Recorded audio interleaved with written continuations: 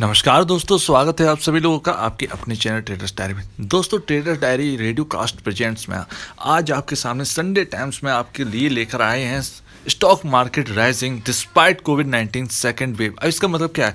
कोविड-19 के second wave के चलते स्टॉक मार्केट बढ़ रहा है, नियर अपने लाइफ टाइम हाई के आसपास है। ऐसा क्यों? जबकि हम देख रहे हैं कि लगातार मौतें हो रही हैं, लगभग 4000 का आंकड़ा जो है वो पार कर चुका है। तो यहाँ पर ऐसा क्या हो रहा है जिसकी वजह से ये जो मार्केट है वो हमारा बढ़ता जा रहा है डिस्पाइट कोविड-19 के चलते? तो दोस्तों, यहाँ पर हेल्थ सिचुएशन जो है आप देख ही रहे होंगे कि इसके कई रीज़न है। क्यों पीवीआर जैसे शेयर जो है वो ऊपर ट्रेड कर रहे हैं, क्यों एयरलाइन के स्टॉक्स ऊपर ट्रेड कर रहे हैं, इंडिगो और स्पाइस जेट की अगर हम बात करें तो ऊपर ट्रेड कर रहे हैं, यानी नीचे गिर नहीं रहे हैं। जैसा कि हमने मार्च के टाइम देखा था, मार्च में जो है लोअर सर्किट लगते हुए चला गया था।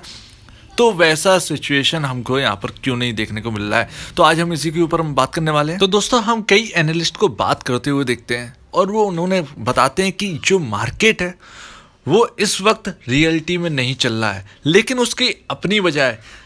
जो अगर हम कहें ये गलत नहीं होगा, दो तरफ टीमें बट गई हैं एनालिस्ट की। एक तरफ कह रहे हैं कि हाँ भाई, मार्केट को गिरना चाहिए था और उसके अपने रीज़न हैं जिसके ऊपर हम बात करेंगे। और एक तरफ जो है वो ये कह रहे हैं कि नहीं भाई, मार्केट जो है वो 10 से 20 साल के प्रोस्पेक्टस से देख के चल रहा है, आगे को देख के चल रहा है, आगे का फ्यूचर जो है वो समझकर चल रहा है। तो जिसकी वजह से ये मार्केट जो है वो गिर नहीं रहा है। लेकिन असल में है क्या, असल में कहाँ हमारी इकोनॉमी है, ये देखना हमको बहुत ज़रूरी है। देखिए, यहाँ पर जो कह रहे हैं कि मार्केट नहीं गिरना चाहिए, तो उनको हम जो एनालिस्ट है इन्होंने बताया, तो उन्होंने अपने पॉइंट रखे। तो उनके पॉइंट ये है कि पहली बात तो नेशन वाइड लॉकडाउन नहीं लगा है। आप ध्यान रखिएगा, बात सुनिएगा सही से। नेशन वाइड लॉकडाउन नहीं लगा है, ये सबसे बड़ी बात है। तो अगर नेशन वाइड लॉकडाउन नहीं लगा है तो इसका मतलब क्या है? यानी पूरी तरह से जो बिजनेस है वो कंप्लीटली शट डाउन नहीं हुआ है। ये सबसे बड़ा एक पॉइंट है, ये सबसे एक बेटर पॉइंट है कि मार्केट नहीं गिरा है। रोज ऊपर नीचे ठीक है चलता रहता है। अब दूसरा जो पॉइंट क्या है, दूसरा ये पॉइंट है कि Q4 के जो नंबर्स हैं वो काफ़ी बेहतर आ रहे हैं, जिसकी वजह से मार्केट जो है वो आगे सोच के चल रहा है कि Q1 और Q2 में काफ़ी बेहतर नंबर आ सकते हैं। ठीक ना? अब यहाँ पर ये बात हमने दो बातें समझ ली। यहाँ पर तीसरी बात, इस वक्त मार्केट कैसे बचा हुआ है। लगातार आप देख रहे हैं कि FII की सेलिंग है, लेकिन खरीदता कौन है? असल में DIIs यानी जो डोमेस्टिक इंस्टीट्यूशनल इन्वेस्टर्स हैं वो आकर खरीदारी कर रहे हैं। तो अगर FII अगर 2000 करोड़ का माल बेचते हैं तो DII 1500 करोड़ का माल खरीदते हैं। तो उसमें क्या है कि थोड़ी सी जो नेट है 500 करोड़ की जो सेलिंग है वो थोड़ा सा जो मार्केट है वो थोड़ा सा डाउन कर देती है, जिसकी वजह से हमें भारी गिरावट देखने को नहीं मिलती। भारी गिरावट तब देखने को मिलती है जब रिटेल, FIIs और DIIs लगातार बेचने लगे। जैसे एक दिन में अगर मार्केट में 5000 की टोटल 5000 की सेलिंग अगर एक दिन में हो जाती है तो मार्केट क्रैश हो जाएगा। क्रैश का इन द सेंस क्या है कि 300 से 350 पॉइंट जो है वो एकदम चबा जाएगा। तो ये पॉइंट हो गए कि क्यों मार्केट नहीं गिरना चाहिए। एक तो आपका Q4 अच्छा आ रहा है, जिसकी वजह से आगे के जो क्वार्टर रिजल्ट्स हैं वो काफ़ी अच्छे लग रहे हैं, बिजनेस अच्छा लग रहा है।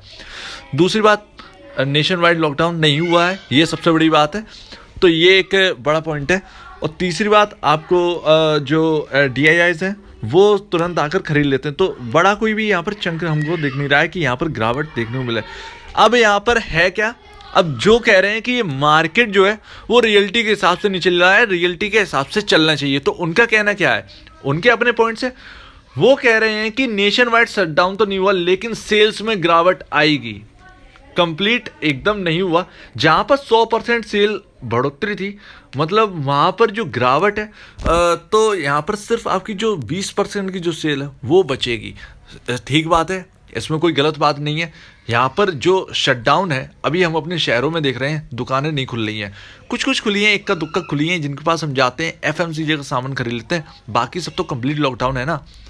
तो यही एक चीज़ है जो हम देख रहे हैं। अब इसमें दूसरा जो पॉइंट है उनका क्या है, वो कह रहे हैं कि Q4 के बाद ही ये सब हुआ है। ऑब्वियस सी बात है, Q4 आने के बाद ही ये सब हुआ है। Q1 का जो रिजल्ट आएगा अब इस बार Q1 के जो रिजल्ट हैं वो काफ़ी ज़्यादा बैड आने वाले हैं। खासकर कि जो स्टील की हम बात करें तो स्टील की ऑब्वियस सी बात है, स्टील का जो रिजल्ट है स्टील सेक्टर का वो ख़राब आएगा। आईटी सेक्टर को छोड़ दीजिए, देखिए उनका वर्क फ्रॉम होम हो जाता है, तो बाकी कंपनियों का ऐसा होता नहीं है जो अपने प्रोडक्ट बाहर लॉन्च करती है, तो ये सबसे बड़ी प्रॉब्लम है। तो उनकी तरफ से 2 पॉइंट रखे गए कि जो रियलिटी है वो मार्केट देख नहीं रहा। जीडीपी काफ़ी डाउन है, जीडीपी काफ़ी डाउन है जिसे हम समझ नहीं रहे हैं आगे, और वो आगे हमको दिखने वाली है। तो Q1 में जो है वो काफ़ी ज़्यादा गड़बड़ आ सकती है रिजल्ट्स, तो उनका ये मानना है। और मानना ये है कि उनका कि ये जब मार्केट जो गिरेगा तो Q1 यानी जब Q1 आने वाला है जून में जब आएंगे Q1 तो मई हाँ जी हाँ, जून जुलाई में जब Q1 के रिजल्ट्स आएंगे तो यहाँ पर थोड़ी बहुत उससे पहले गिरावट आएगी, और थोड़ी बहुत नहीं, काफ़ी ज़्यादा गिरावट आ सकती है। प्लस उनका सबसे बड़ा जो पॉइंट है वो क्या है कि यहाँ पर हेल्थ क्राइसिस बहुत बड़ी है। अब सारी कंपनियां जो हैं वो सब ऑक्सीजन बनाने में लगी हुई हैं, जो कि बहुत ही अच्छी बात है, लेकिन उनका अपना धंधा जो है वो बंद है। ठीक है, कोई दिक्कत नहीं है, देश बचाएंगे तभी तो उनका कुछ सेल्स वेल्स है जो जारी रहेगी। अब यहाँ पर लेकिन एक सोचने वाली बात है कि यहाँ पर जो बिजनेस बंद है तो उसका Q1 पे ऑब्वियसली असर तो उनका दिखना है, तो उनकी एक बात तो बहुत अच्छी लगी है। दूसरी चीज़, यहाँ पर हेल्थ क्राइसिस का बहुत बड़ा डर है। आपने देखा कि सेकेंड वेव में किस तरीके से कोविड-19 ने आतंक मचाया है हमारे देश में, तो यहाँ पर हमने देखा कितनी मौतें हुई। हेल्थ क्राइसिस जहाँ तक है पूरे से चरमरा गया है, अभी जैसे तैसे संभाले हुए हैं, संभला हुआ है, लेकिन यहाँ पर डर है अभी तीसरी वेव आने का, तब क्या होगा, क्योंकि वैक्सीनेशन जो है वो कंप्लीटली नहीं हुआ है। ज़्यादा से ज़्यादा 2 से 5 करोड़ के आसपास जो है वो वैक्सीनेशन कर दिया गया है। मुझे आंकड़े सही नहीं पता, शायद 5 करोड़ से ऊपर हो गया होगा, अभी मुझे इतना अभी इसमें मैंने रिसर्च नहीं किया है। तो यहाँ पर जो है वैक्सीनेशन का तेज़ी तो बढ़ रही है, लेकिन फिर भी यहाँ पर प्रॉब्लम है। खुदा ना खास्ता कि सेकेंड वेव के बाद थर्ड वेव अगर आती है, जैसा कि कह रहे हैं, जैसा कि हमारे हेल्थ मिनिस्टर भी कह रहे हैं कि थर्ड वेव आनी है, उस वक्त अगर हमारा हेल्थ सिस्टम जो है वो अगर कोलैप्स हो जाता है बिल्कुल बुरी तरह से, तो यहाँ पर आप ये समझिएगा कि मार्च का जो लो है यानी 2020 का जो लो है वो यहाँ पर दिख सकते हैं अगर कंडीशन काफ़ी ज़्यादा बैड होती है तो। क्योंकि यहाँ पर जो एनपी हैं वो बैंक्स के बहुत बुरी तरह से बढ़ते हुए नजर आएंगे, मॉरिटोरियम काफ़ी ज़्यादा बढ़ाना पड़ेगा जिसकी काफ़ी ज़्यादा दिक्कत होगी, तो यहाँ पर काफ़ी ज़्यादा जो है वो प्रॉब्लम आ सकती है। तो उनका ये मानना है कि आज अगर कुछ नहीं है तो अगर कल ऐसी प्रॉब्लम आती है तो मार्केट गिर सकता है। तो व्हाट नेक्स्ट, अब करें क्या करना चाहिए? देखिए, होल्डिंग है, अगर आईटी सेक्टर में आपकी होल्डिंग है तो ठीक है, रखिए, क्योंकि आईटी सेक्टर हमारे इंडिया को छोड़ के विदेश में ज़्यादा काम करता है, फॉरेन की जो कंपनीज है उनके लिए ज़्यादा काम करता है, तो आईटी सेक्टर तो बहुत ऊपर रहने वाला है, उनमें कोई डर की बात नहीं है, ज़्यादा डर की बात नहीं है। अब दोस्तों अगर हम बात करें कि अगले होना क्या है, तो देखिए हेल्थ सिस्टम जिस तरीके से कहा जा रहा है, अगर अपने पॉइंट माने तो हेल्थ सिस्टम को तैयार किया जा रहा है कोविड-19 के थर्ड वेव के लिए, जो कि अगर हमने पहले तैयार कर ली या इंडिया ने पहले तैयारी कर ली तो ऐसा कोई दिन हमको देखने को नहीं मिलेगा।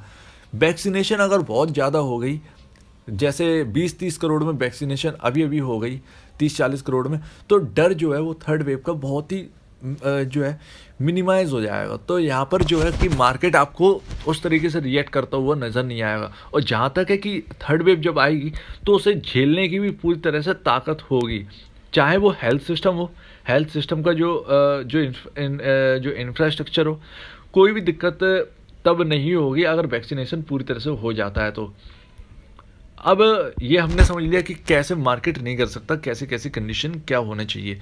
अब गिर कैसे सकता है?